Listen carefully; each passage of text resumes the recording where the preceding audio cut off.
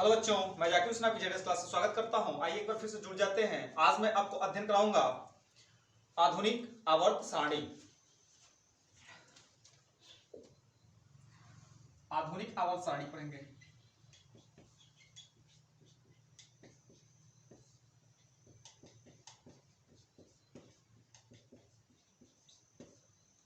Modern periodic table. तो Mendeleev के आवर्त सारणी को ही संशोधित किया गया। तो आधुनिक आवर्त सारणी क्या है? आधुनिक आवर्त सारणी में हम देखेंगे मोजले के अनुसार। मोजले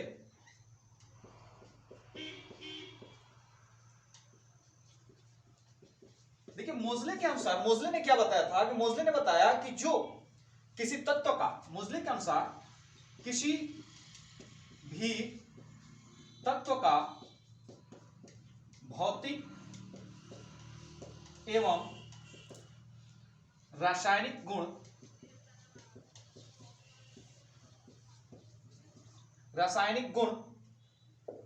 परमाणु क्रमांक के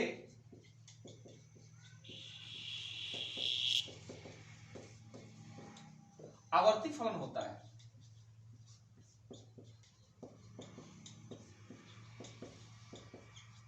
अर्थात कहने का मतलब क्या है कि किसी भी तत्व का भौतिक और रासायनिक गुण जो होता है, उसको फिजिकल एंड केमिकल प्रॉपर्टीज जो होती है, वह किसके जो होती है, एटॉमिक नंबर के आवर्ती फलन होती है। अर्थात वह एक निश्चित टर्म के बाद जो है फिर से क्या कर देगी, रिवाइज कर देगी। तो ये था मोजले के अनुसार आधुनिक आवर्त सारणी। उसके बाद जो है मेंडलीव की संशोधित आवर्त सारणी है। मेंडलीव की संशोधित आवर्त सारणी।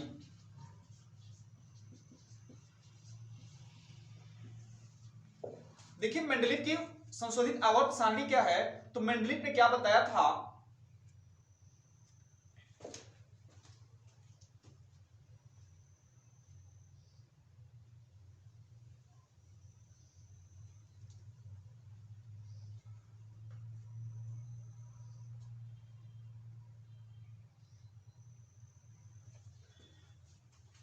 अब देखिए मेंडलीव की संशोधित आवर्त सारणी क्या थी। तो मेंडलीव ने,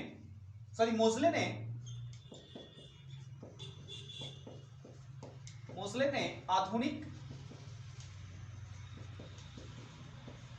आवर्त सारणी के अनुसार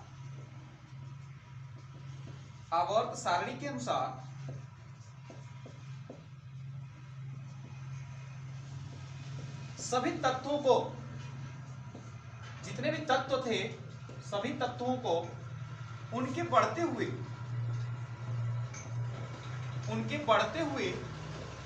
परमाणु क्रमांक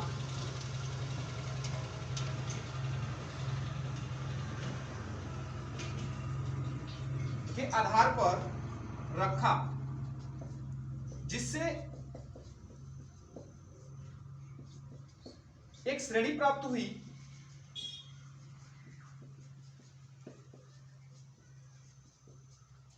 करें कि मोजले ने क्या किया था कि मोजले ने जो मोजले के अनुसार जो आधुनिक आवर्त सारणी थी, तो उन्होंने बता दिया कि किसी भी तत्व का भौतिक और रासायनिक गुण जो होता है, उसके एटॉमिक नंबर के क्या होता है, आवर्ती फलन होता है। लेकिन मेंडलीव की संशोधित आवर्त सारणी जो पीछे पढ़ चुके हैं, वहां पर क्या था कि उन्होंने परमाणु द्रव्यमान के आधार पर सजाया गया था, लेकिन उसी में परिवर्तन करके संशोधित आवर्त सारणी किया गया। तो मोजले के आधुनिक आवर्त सारणी के अनुसार सभी तत्वों को उनके बढ़ते क्रम में, जो तत्व थे उनको परमाणु क्रमांक के बढ़ते क्रम में रखा। तो जब बढ़ते क्रम में रखा तो उसे एक श्रृंखला प्राप्त हुई और एक चार्ट प्राप्त हुआ, एक सारणी प्राप्त हुई, और उसी को क्या कह दिया गया, मेंडलीव की संशोधित आवर्त सारणी कहा गया।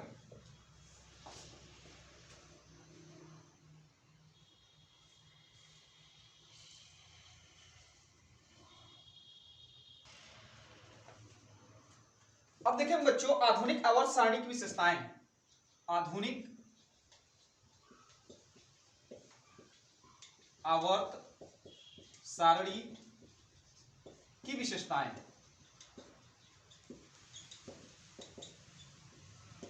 अब देखिए आधुनिक आवर्त सारणी की विशेषताएं क्या थी। पहला विशेषता यह थी कि सारणी को परमाणु क्रमांक के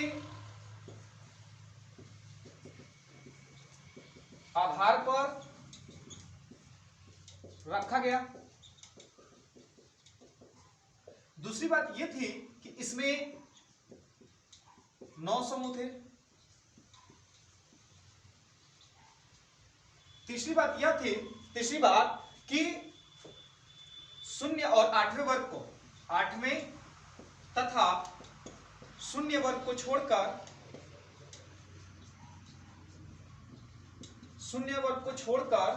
शेष सभी को दो उपवर्गों में बांटा गया, दो उपवर्गों ए तथा बी में बांटा गया।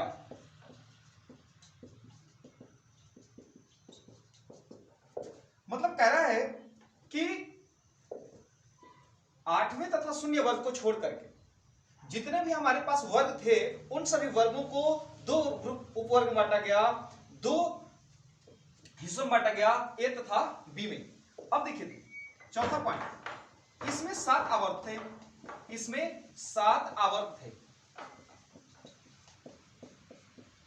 अब देखिए 7 आवर्त हैं इसमें, 7 आवर्त थे। तो 7 आवर्त में देखिए यहां पे है आपका आवर्त, उसके बाद देखेंगे तत्वों की संख्या,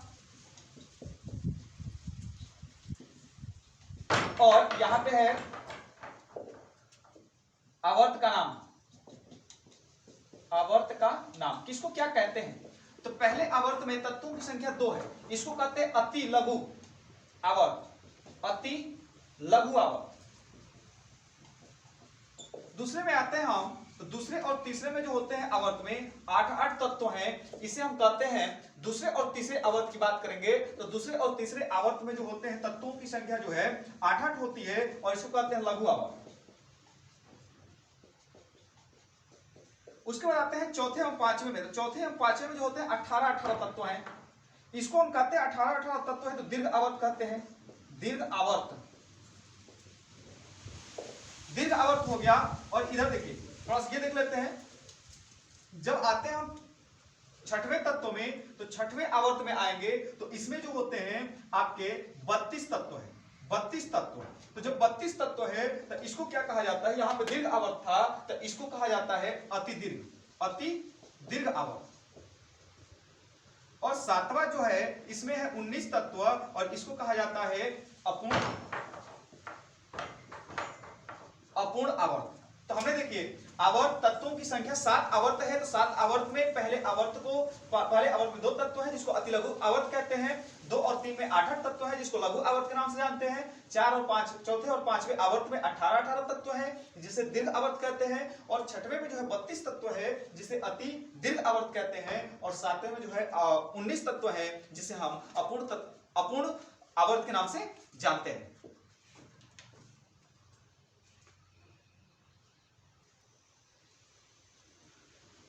अब देखिए पांचवा पॉइंट क्या है, तो बच्चों पांचवा पॉइंट ये है कि जब बाएं से दाएं जाएंगे, बाएं से आप दाएं जाएंगे तो तत्वों के गुणों में परिवर्तन होता है, तत्वों के गुणों में परिवर्तन होता है। अब छठवीं आती है संयोजकता। तो संयोजकता जो होती है, संयोजकता बैलेंसी जो होती है, किसी भी तत्व की बैलेंसी जो होती है उस तत्व के वर्ग के ऊपर डिपेंड करती है। तो हम कह सकते हैं कि संयोजकता जो होती है वर्ग के ऊपर निर्भर करती है, वर्ग के ऊपर निर्भर करती है,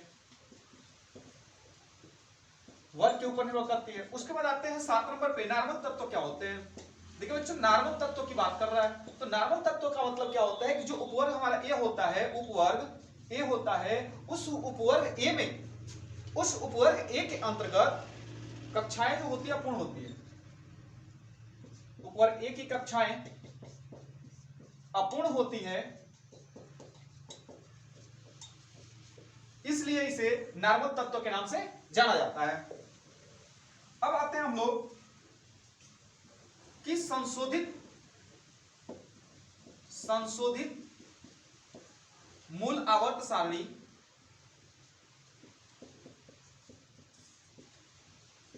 संशोधित मूल आवर्त सारणी जो है हमारी, संशोधित मूल आवर्त सारणी के द्वारा कैसे क्या किया जाता है, तो द्वारा दोषों का निराकरण देखेंगे। संशोधित मूल आवर्त सारणी, एक मिनट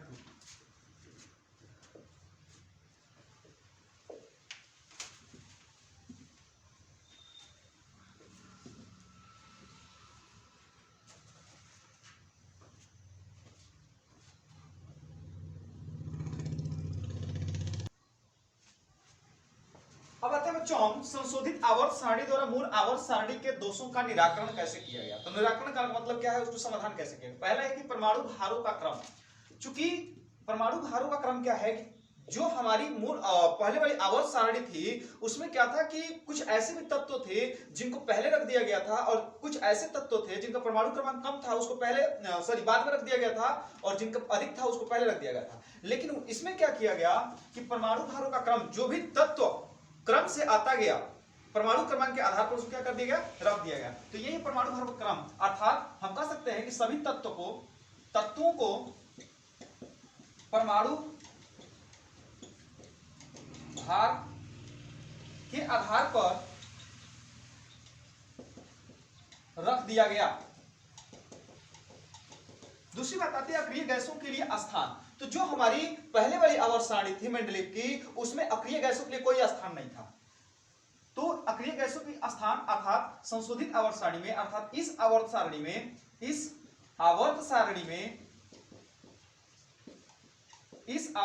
में अक्रिय गैसों के लिए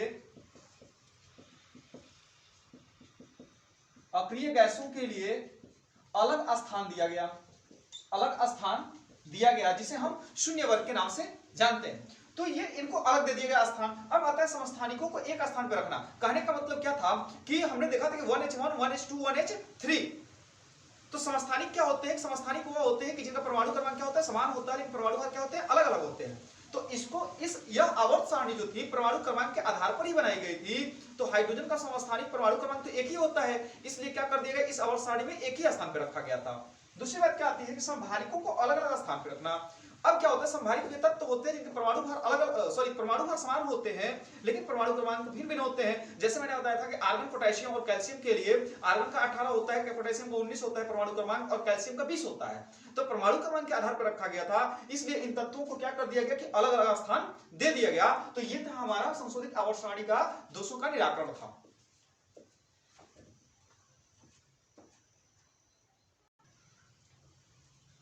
अब आते बच्चों संशोधित आवर्त सारणी का दोष। तो इसमें पहला क्या था कि जो हाइड्रोजन है हमारा, हाइड्रोजन का गुण जो है प्रथम वर्ग के क्षार धातु, हाइड्रोजन का गुण प्रथम वर्ग का क्षार धातु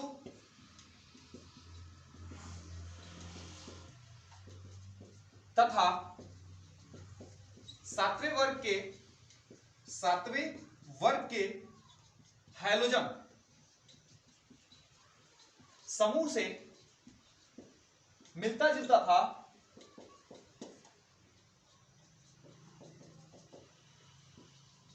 इसलिए उसको केवल प्रथम वर्ग में ही रखा गया। इसलिए उसको केवल प्रथम वर्ग में रखा गया।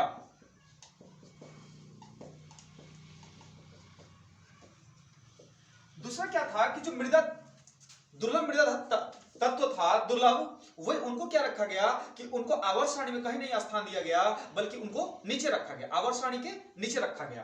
तो जितने भी हमारी दुर्लभ मृदा तत्व थे, दुर्लभ मृदा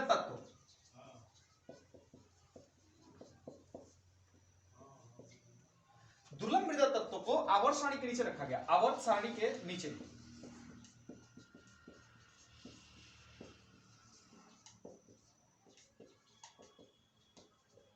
तीसरी पॉइंट आती है कि जो हमारे उपवर्ग ए और उपवर्ग बी थे, इनके गुणों में बहुत ही कम समानता थी, फिर भी उनको क्या रखा गया, इसलिए एक साथ इनको रखा गया। तो हम कह सकते हैं कि असमान गुणों वाले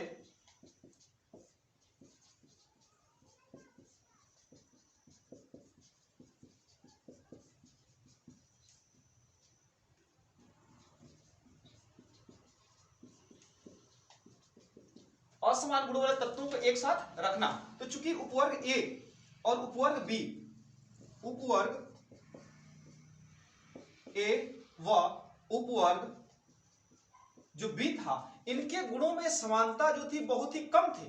तो जब इनके गुणों में समानता बहुत कम थी तो क्या किया गया कि इनको एक ही स्थान पे पास ही में क्या कर दिया गया, रख दिया गया। तो ये था हमारा आधुनिक आवर्त सारणी, जिसको बहुत ही बेहतर तरीके से समझाया गया है। और ज्यादा से ज्यादा जो है आप देखें और देख करके एग्जाम में जाएं, जो आपको बहुत ही क्या मिलेगा, हेल्प मिलेगा। ठीक है, क्योंकि यहां से जो है क्वेश्चन, ये 5वां चैप्टर जो है बहुत ही महत्वपूर्ण है, क्योंकि सिर्फ आधुनिक आवर्त सारणी पे ही और आवर्त सारणी के बारे में ही जिक्र किया गया है। तो ज्यादा से ज्यादा बच्चों देखें, और देखने के लिए दिल से धन्यवाद।